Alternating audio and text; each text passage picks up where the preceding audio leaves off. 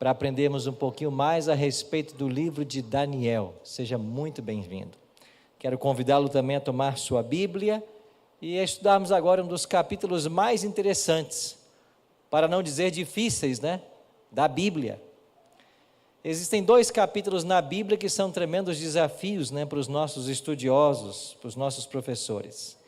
Daniel capítulo 11 e Apocalipse 17.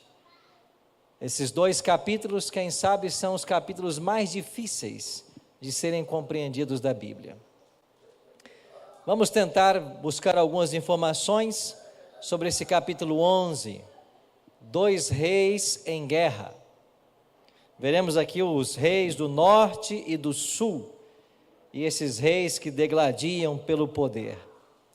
É claro que nós não temos tempo hábil para cobrirmos todos os 45 versos desse capítulo, dadas as imensas informações históricas atreladas a cada verso, mas nós vamos tentar fazer um resumo, oferecendo alguma informação a respeito desse capítulo. Antes, porém, quero convidá-lo a nós orarmos mais uma vez, pedindo a bênção de Deus para o estudo. Pai querido, Tua palavra se encontra aberta diante de nós. Queremos mais uma vez ouvir a Tua voz, e que ao ouvirmos a Tua voz, o nosso coração se abrande, e nós entendamos os planos que o Senhor tem para a vida de cada um. Obrigado pelo privilégio de estarmos reunidos na Tua casa mais uma vez, e de, em liberdade religiosa, louvarmos ao Teu nome e estudarmos a Tua palavra. Por isso nos abençoa. Oramos em nome de Jesus. Amém. 2 reis em guerra, esse foi o título que nós demos para esse capítulo. Daniel recebe então aqui uma visão, e essa visão avança para o clímax da história terrestre, até alcançar a segunda vinda de Jesus. E esse mesmo capítulo vai apresentar uma expressão, que nós vamos estudá-la, tempo do fim, que fala sobre o momento que antecede a volta de Jesus. Com esses últimos 3 capítulos que começamos a estudar ontem, nós chegamos à 4ª e última visão de Daniel.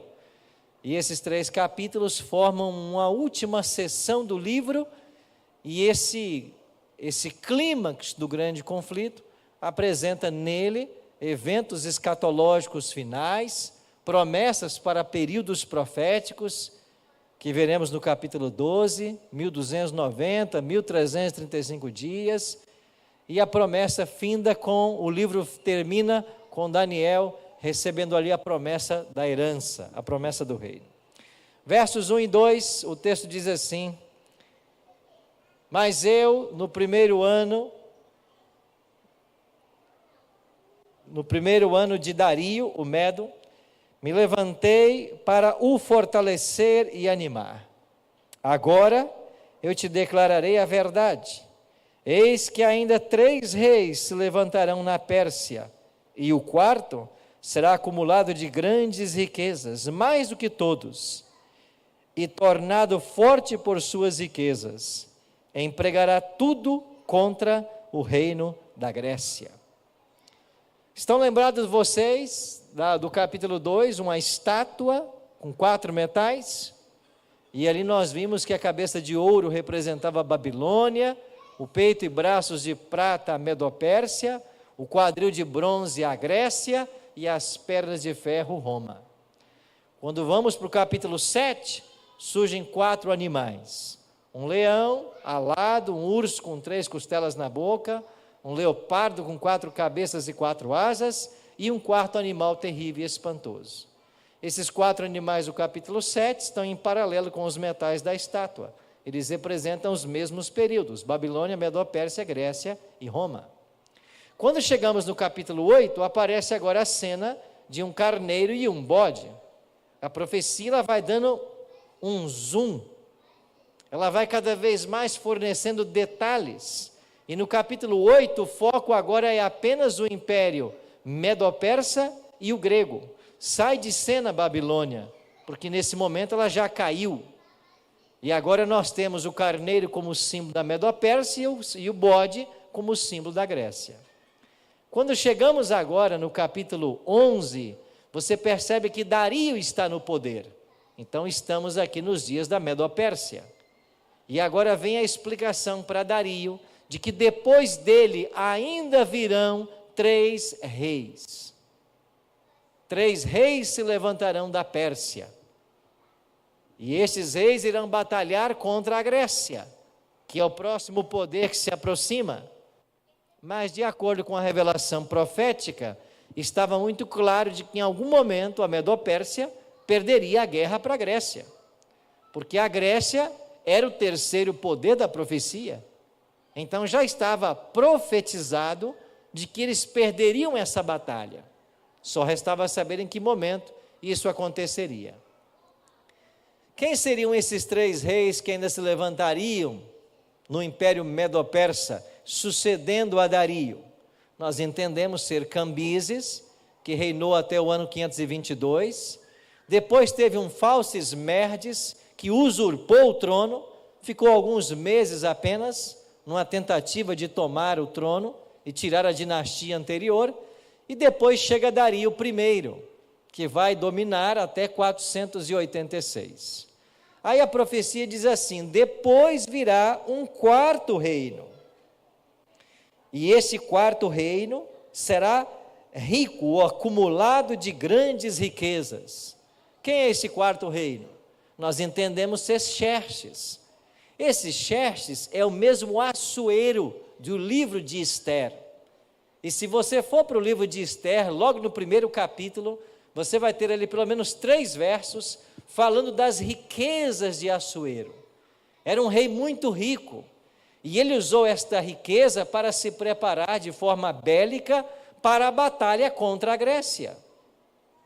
Agora, eles estavam lutando contra um assim diz o Senhor, porque na profecia a Grécia venceria. E o que acontece mais? Esse microfone está falhando muito aqui, não sei se pode me dar um outro aí. Pelo menos eu estou sentindo aqui, toda hora falha. Ei, som, vamos pegar o verde aqui. A história conta que 40 nações se aliaram a Xerxes na batalha contra os gregos. Mas de que adiantava? Poderiam vir todos os reinos do mundo. A profecia dizia que a Grécia em algum momento sairia vencedora. Mas com toda a riqueza que Xerxes ou Assuero reuniram lá nos dias da Esther, o apoio dessas 40 nações de nada adiantou. Então avancemos um verso mais. O rei Xerxes despendeu 4 anos estocando armamentos e preparando o exército. Suas legiões marcharam contra a Grécia, mas foram derrotados. E quem é o grande nome da Grécia, que derrota a Medo-Pérsia? Alexandre. Agora olha para os versos 3 e 4. Depois se levantará um rei poderoso, que reinará com grande domínio, e fará o que lhe aprouver. Quem é esse rei poderoso que se levantaria? Alexandre. Olha o paralelo que existe. Volta a sua Bíblia em Daniel no capítulo 8. Olha o verso 8. Nós dissemos aqui essa semana de que a profecia é uma revelação que se amplia. E em cada capítulo que você avança em Daniel, você vai dando um zoom na profecia e na história. Olha o que diz o verso 8. O bode se engrandeceu sobremaneira. Quem é o bode do capítulo 8? A Grécia. E na sua força quebrou-se-lhe o grande chifre, e em seu lugar saíram 4 chifres notáveis para os 4 ventos dos céus. Então bode representa a Grécia, o chifre notável Alexandre, e no auge da sua força o chifre se quebra. Agora volta para o capítulo 11, versículo 4.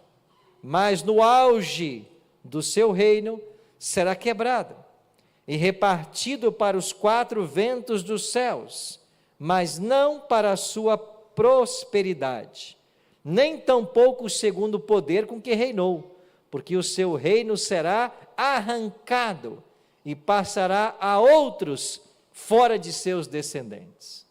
Você percebe o paralelo dos textos? Surge um rei notável. Quem era esse rei notável? Alexandre. E nós vimos aqui essa semana que no intervalo de apenas 13 anos, morre Filipe, o pai dele, ele se assenta no trono da Macedônia, ele vai estabelecer seu império, vai começar as batalhas, e em 13 anos, Alexandre vai dominar o mundo. E com 33 anos, ele já é o senhor de todas as terras. E ele vai cunhar aquela famosa frase: não existem mais reinos a serem conquistados. Todos foram conquistados. E com 33 anos, ele morre. O capítulo 8 diz que quando esse chifre notável fosse arrancado, o reino seria espalhado pelos 4 cantos, pelos 4 ventos. E aqui no versículo 4, é dito também de que assim que esse reino cai, ele é repartido para os 4 ventos dos céus. E nós entendemos esses 4 ventos como sendo os generais de Alexandre que vão dividir o Império Greco-Macedônio a partir de então. Alexandre fica doente, morre, é sucedido por um filho, mas logo em seguida os generais matam o filho, matam seu irmão Felipe, e eles se apoderam do reino. Esses generais, os 4 principais, ele tinha vários, mas dos que batalharam entre si, sobraram 4, que vão dividir todo o território geográfico da Grécia entre si. Então você tem Ptolomeu, Seleuco, Cassandro e Licímaco. Esses 4 generais, no capítulo 7, estão representados pelas 4 cabeças do leopardo. No capítulo 11, são os 4 ventos dos céus. E de fato, um foi para o norte, o outro para o sul, o outro para o leste, o outro para o oeste, e o reino da Grécia foi dividido. Esse reino de Alexandre foi tão poderoso que na história cunhou-se uma expressão, helenismo. E quando a gente estuda o helenismo, o que é o helenismo? É a influência grega no mundo inteiro. E nós, do Brasil, somos influenciados pela Grécia, no seu pensamento, na sua cultura e na sua língua. Quantas palavras nós temos do vocábulo português que vieram dos gregos? Olha para as profissões médicas, pediatria, oftalmologia, cardiologia, são todas palavras que se remontam à língua grega. Estamos vivendo uma crise, outra palavra grega. Então, a nossa cultura está mesclado com o pensamento grego. E isso, de um lado, é positivo, porque o helenismo trouxe muita coisa positiva, mas do outro lado é tremendamente negativo, especialmente nos aspectos religiosos, porque os maiores pensadores do mundo antigo foram os gregos.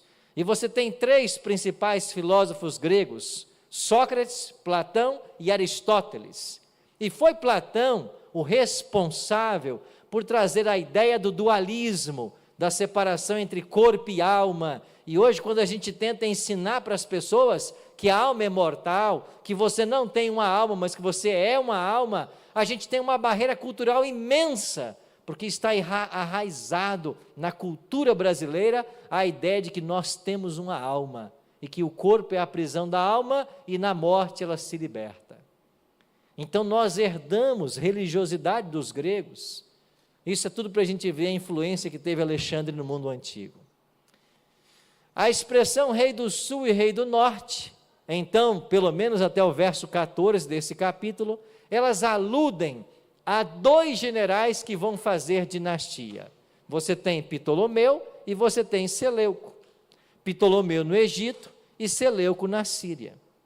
E se você pensar no mapa da Palestina de uma forma geográfica, você vai perceber que o Egito estava mais ao sul e a Síria mais ao norte.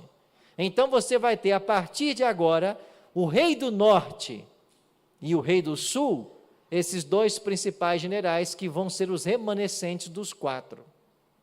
Então, dos 4 generais de Alexandre, apenas 2 vão fazer dinastia. A dinastia Ptolomeia e a dinastia Seleucida. Esses impérios vão durar mais tempo na história. Então, quando falamos em 2 reis em guerra, nós estamos falando agora das batalhas entre os Ptolomeus e os Seleucidas. Inclusive, todo rei do Egito recebia o título de Ptolomeu.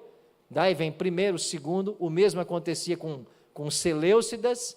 Era Seleuco Epifânio, na maioria deles. E esses reis estarão em guerra. Todos os reis vão batalhar pelo poder. Chegamos ao verso 6. Mas, ao cabo de anos, eles se aliarão, e a filha do rei do sul virá ao rei do norte para fazer um tratado. Aqui começam os detalhes da história. Eu não vou me deter em muitos desses detalhes. Nós tínhamos que percorrer largos eventos, falar sobre Cleópatra e outros personagens da história que estiveram envolvidos nessa confusão. Mas apenas para você ter uma ideia, desse único versículo 6, olha o que aconteceu. Passados 250 anos, o rei Ptolomeu, que era do Egito, chamado também rei do sul, e Antíoco da Síria tentaram promover a paz. Como? Antíoco II Teos casa-se com Berenice, que era filha de Ptolomeu. Então, através de ligações matrimoniais, eles buscaram essa hegemonia do reino. Havia um problema, Antíoco já era casado, e ele teve que deixar a esposa, Laodice, para se unir a esse novo casamento. Então, ele deixa a esposa e se une a Berenice. Começa o casamento e ele descobre de que ele não gosta da Berenice, ele gosta da esposa que ele abandonou. E agora ele volta para a esposa. Quem não gostou da história foi a Berenice. Aí a Berenice manda lá, arruma lá um complô e vai lá e mata todo mundo. Mata o ex-esposo, mata a mulher dele, que agora é legítima de novo, mata o filho que eles geraram, e aí as guerras começam. Então, de fato, é uma miscelânea de fatos históricos que nós precisamos de muito tempo para tratá-los. Muitos comentaristas, eles fazem referência a Antíoco IV Epifânio, que vai governar do ano 176 até 163, como sendo aquele responsável pela perseguição aos judeus. Então, lembrado que Antíoco Epifânio foi quem persegue os judeus, e ele blasfema dos sacrifícios dos judeus, inclusive oferecendo porcos no lugar de cordeiros. Então, ele foi o principal perseguidor do povo de Deus nesse período. E por causa desses episódios, agora o rei do norte e o rei do sul, eles vão tomar uma nova dimensão na profecia. Eles deixarão de ser apenas uma referência aos Ptolomeus e aos Seleucidas, e eles vão passar a representar as duas forças antagônicas do universo, o bem e o mal. Satanás, que vem do norte, e o povo de Deus no sul. Daniel 11:14 fala dessa mudança de símbolos. O texto diz assim: naqueles tempos se levantarão muitos contra o rei do sul. Também os dados à violência dentro do teu povo se levantarão para cumprirem a profecia, mas cairão. Ou seja, todos passariam a atacar o sul. É por isso que a Bíblia diz que o mal vem do norte, mas todos cairiam. Então, segundo muitos estudiosos, a partir do versículo 14, rei do norte e rei do sul, deixa de simbolizar as dinastias Ptoloméias e Seleucidas e passam a ser uma representação do povo de Deus ao sul e dos inimigos do povo de Deus ao norte. Vamos ver dentro desse contexto alguns elementos proféticos. No verso 22, as forças inundantes serão arrasadas de diante dele, serão quebrantadas como também o príncipe da aliança. O verso 22 introduz um título de Cristo, que nós já havíamos visto no capítulo 9, no capítulo 10, como sendo uma alusão a Jesus. Ele é o príncipe da aliança. No capítulo 9, a profecia das 70 semanas disse que Deus havia dado 490 anos de graça, e que quando se passassem 483, apareceria o ungido, o príncipe. Este príncipe da aliança é Cristo. Então agora Cristo passa a ser o centro da controvérsia, nesse conflito entre o bem e o mal. Veja que o verso 22 está dentro desse contexto escatológico. Vamos separar um outro verso. A profecia do capítulo 9 deixa claro de que o Messias é Jesus Cristo. E foi no reinado de Tibério, que foi do ano 14 até o ano 37, e por ordem de Pôncio Pilatos, que Jesus foi crucificado. Então, se estamos falando do príncipe da aliança, que é um título para Cristo, e de um ataque a esse príncipe, é claro que nós temos que deixar de lado agora a Grécia. Porque a Grécia vai perder o seu poder em 168, na Batalha de Pídima. Estamos agora na gestão de Roma.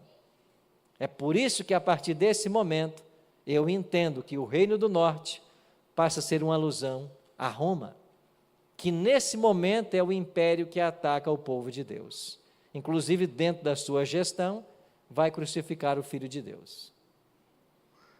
Avancemos na história, verso 28. Então o homem viu, tornará para a sua terra com grande riqueza, e o seu coração será contra a santa aliança, e ele fará o que lhe aprouver, e tornará para a sua terra. Esse homem viu pode ter um papel duplo. Ele pode, numa primeira instância, se referir ao imperador romano Tito, que destrói Jerusalém no ano 70. Mas ele também torna-se um tipo do papado. A história confirma esses fatos. O homem viu no ano 70 teria destruído Jerusalém, mas esta é uma profecia de duplo cumprimento. Isso é comum na Bíblia, porque o próprio Cristo fez isso. Versículo 31. Dele sairão forças que profanarão o santuário, a fortaleza nossa, e tirarão o sacrifício diário, estabelecendo a abominação desoladora.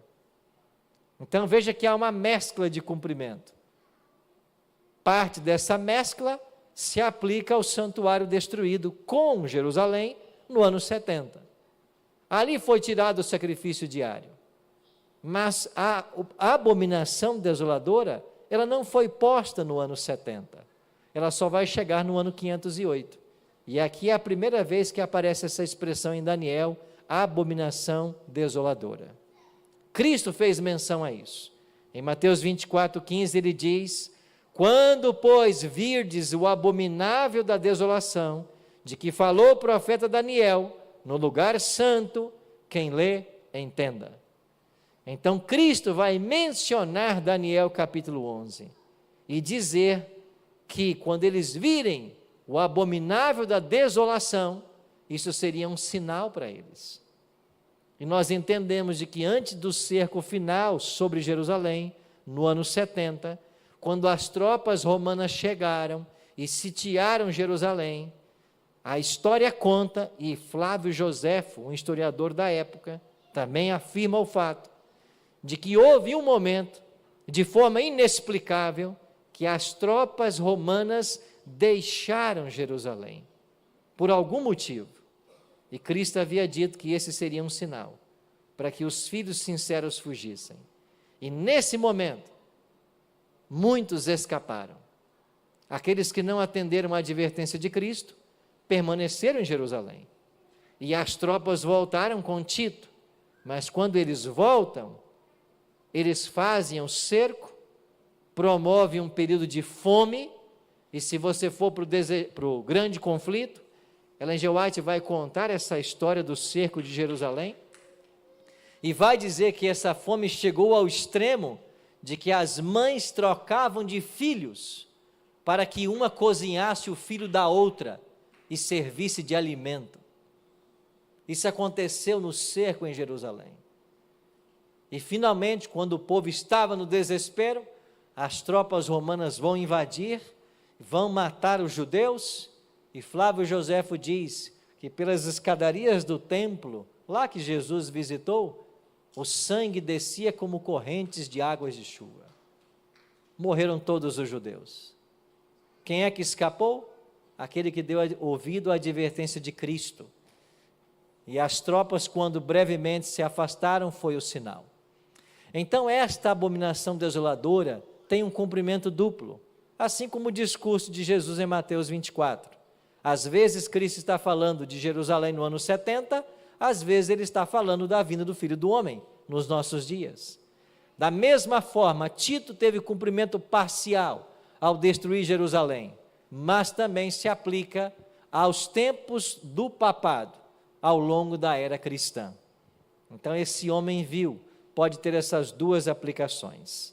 Verso 35. Alguns dos sábios cairão para serem provados, purificados e embranquecidos, até ao tempo do fim, porque se dará ainda no tempo determinado. Agora Daniel introduz essa expressão em seu livro, tempo do fim. Quando chegaria esse tempo do fim? Daniel 11:40 volta a afirmar essa expressão. No tempo do fim, o rei do sul lutará contra ele. O rei do norte arremeterá contra ele com carros, cavaleiros, com muitos navios, e entrará nas suas terras, e as inundará, e passará. Estas guerras entre o reino do norte e o do sul, agora aplicadas a Satanás e a seus agentes humanos, contra o povo de Deus, se estendeu pela Idade Média. E de fato, na Idade Média, esses instrumentos bélicos como carros, cavalos e navios foram usados para a perseguição contra o povo de Deus. E de acordo com Daniel e Apocalipse, essa perseguição se estenderia por 1260 anos, até que o tempo do fim chegasse. Quando é que chega o tempo do fim? Há duas profecias que nos apontam esse momento. A primeira delas é a profecia de um tempo, 2 tempos e metade de um tempo, em que dominaria o chifre pequeno. Essa profecia nos leva a 1798. A outra profecia é a passagem de 2.300 anos para a purificação do santuário. Essa nos leva a 1844. Então, quando começa o tempo do fim? Nas duas datas, 1798 e 1844. Isso quer dizer que todos os segredos do livro de Daniel, eles estavam guardados até esse momento. Milhares se debruçaram sobre esse livro e não entenderam seus mistérios. Mas quando nós chegamos próximo a essa data, começa a baixar o véu, começa a ser aberta a cortina e os estudiosos começam a compreender o livro de Daniel. Já no século XVI, Lutero teve uma compreensão parcial. Inclusive declarou ele de que o chifre pequeno era o papado. No século XVIII, Isaac Newton foi outro. E ele vai afirmar que o chifre pequeno era o bispo de Roma. Mas foi apenas a partir do século XIX, chegado o tempo do fim, e especialmente com Guilherme Miller, Josué Raimes e outros, que as verdades de Daniel foram completamente compreendidas, pelo menos parcialmente. Alguns capítulos, como 11, permanecem com elementos ainda difíceis de compreensão. Mas foi a partir do século XIX, com a chegada do tempo do fim, que nós temos agora uma disseminação do conhecimento de Daniel. E isso vai ser profetizado no capítulo 12. Você está lembrado do capítulo 12? O que diz o versículo 4? Tu, porém, Daniel, encerra as palavras, sela o livro, até o tempo do fim. Olha a expressão aí de novo. Até o tempo do fim, ele vai estar selado. Muitos o esquadrinharão, e o saber se multiplicará. Quando é que o saber se multiplicaria? Chegado o tempo do fim. E o que é o saber se multiplicar aqui? Alguns querem ensinar que são os avanços científicos, nada disso. O texto quer dizer que a ciência, o saber se multiplicará, é a ciência do livro de Daniel. Ou seja, o livro de Daniel vai ser compreendido. As profecias serão estudadas. E Guilherme Miller foi o grande pai de um movimento que procurou estudar esse livro afinco. E pelo menos 8 anos da vida dele, ele gastou com esse livro. Se você um dia for à Universidade Andrews, nos Estados Unidos, ali em Michigan, eu te sugiro fazer uma visita ao patrimônio histórico ali no Centro White e pedir para você ver a Bíblia de Miller, que é um patrimônio da Igreja Adventista e está ali guardada num cofre da nossa universidade. E quando eu tomei essa Bíblia em minhas mãos, é uma Bíblia pequena, você vai perceber que existem duas partes dessa Bíblia que estão surradas de tanto uso: o livro de Daniel e os evangelhos. E Miller gastou com aquela Bíblia e com a concordância de Cruden 8 anos para entender vários dos mistérios desse livro. Mas quando chegou o tempo do fim, esse conhecimento foi disseminado. E Miller foi um dos responsáveis. Por quê? Porque o tempo do fim havia chegado. O capítulo 11, ele não termina no verso 45. E se você olhar para o 12, ele começa com a seguinte expressão: nesse tempo. Que tempo é esse? É o tempo do fim, aludidos no capítulo 11 várias vezes. Nesse tempo, ou seja, no tempo do fim, se levantará Miguel, o grande príncipe. O que é o levantar-se de Miguel? É o deixar o santuário celestial. No capítulo 7, Jesus entra e se assenta. No capítulo 12, ele se levanta. Por que ele se levanta? Porque terminou o juízo. E o verso diz assim: e haverá um tempo de angústia, qual nunca houve, desde que houve nação até aquele tempo, mas naquele tempo será salvo todo o teu povo, todo aquele que for achado inscrito no livro. E agora o capítulo 12 vai começar a detalhar a chegada do tempo do fim. E vamos passar por vários eventos e períodos proféticos, como os 1290 e 1335 dias, que aí estão no capítulo 12. Assim, o clímax do capítulo 11 é o ataque final contra o povo de Deus. Um tempo de angústia qual nunca houve. Mas as boas novas é que a vitória já está garantida para aqueles que seguem fielmente a Jesus Cristo. E todos aqueles que o amam hão de vencer, assim como ele venceu. E eu queria terminar esse capítulo 11 dizendo para você de que Deus, através da profecia, ele afasta a cortina e nós podemos ver o que vai acontecer daqui para frente. E eu queria terminar lendo um último texto com vocês. O último verso de Daniel. Tu, porém, verso 13, Daniel 12, 13. Tu, porém, segue o teu caminho até o fim. O que é o fim aqui para Daniel? É a morte. Pois descansarás. Esse é o sono da morte. E ao fim dos dias te levantarás para receber a tua herança. E eu disse essa semana aqui, qual é a herança de Daniel? 2 coisas.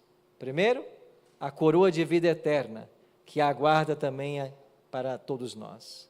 Segundo, é encontrar no céu milhares de pessoas que terão se convertido e se entregado a Cristo, graças ao livro que ele escreveu.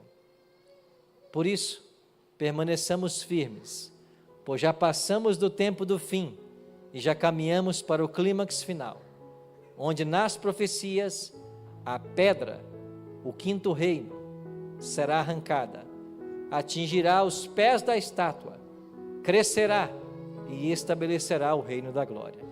E eu e você somos convidados a ser cidadãos nesse reino e um dia conhecer pessoalmente o profeta Daniel.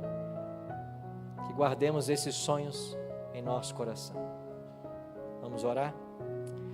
Pai querido, muito obrigado porque o teu servo Daniel, através da inspiração do teu Espírito, não por escolha dele, mas por escolha tua, foi usado como instrumento para nos legar essas histórias e profecias. Que nós possamos ser advertidos com todas elas, que nós possamos copiar os belos exemplos que nós vemos de Daniel e seus companheiros, e que a mesma esperança que Daniel nutriu no seu coração por mais de 70 anos, também seja a nossa nesta manhã. Sermos libertos da Babilônia e voltarmos para Nova Jerusalém para celebrarmos uma festa ao Senhor. Por isso, quando se levantar o príncipe Miguel, nós queremos ser reconhecidos entre aqueles que serão considerados santos do Altíssimo e receberão o reino. E por isso tudo, nós te louvamos, hoje e sempre. Amém.